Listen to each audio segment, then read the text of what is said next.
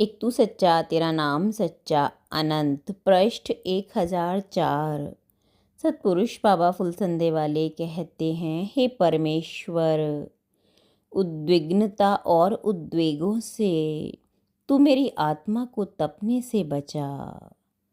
सतपुरुष बाबा फुलसंदे वाले फरमाते हैं, हे देवपुत्रों, एक ही दुर्गुण अपयश फैला देता है, तो क्या अनेक होने पर ना फैलाएंगे। मदिरा, मांस, जुआ, दूसरों की निंदा करने का स्वभाव मनुष्य को नष्ट कर डालते हैं। अपनी उन्नति की कामना रखने वालों को ये बातें त्याग देनी चाहिए। गुरु की सेवा से ज्ञान, ज्ञान से विनम्रता और विनम्रता से धर्माचरण द्वारा यश स्वर्ग तक फैल जाता है। इससे 33 करोड़ देवताओं में अग्रणी, सबसे प्रमुख देवता गुरु की जतन पूर्वक सब तरह से सेवा और पूजा करे। जो आत्मा और परमात्मा इन दो को जानता है, वह दिव्य शांति पाता है।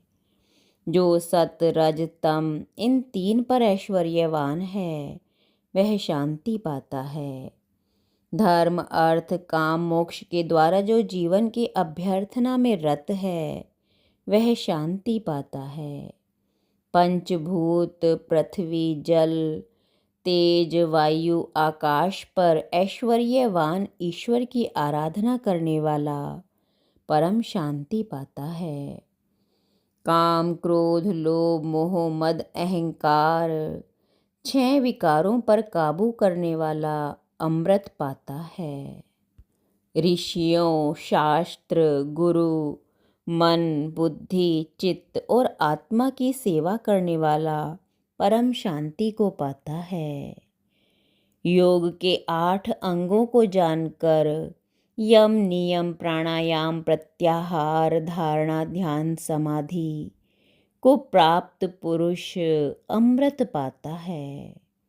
9 द्वार वाले शरीर में ईश्वर के मंत्र को प्रकाशित करके तू शांतिमान हो। 10 बल, दान, क्षमा, सत्य, प्रज्ञा, ध्यान, ज्ञान, वृद्ध सेवा, गुरु सेवा, दरिद्र सेवा, ईश उपासना को धारण करके तू प्रकाशमान हो।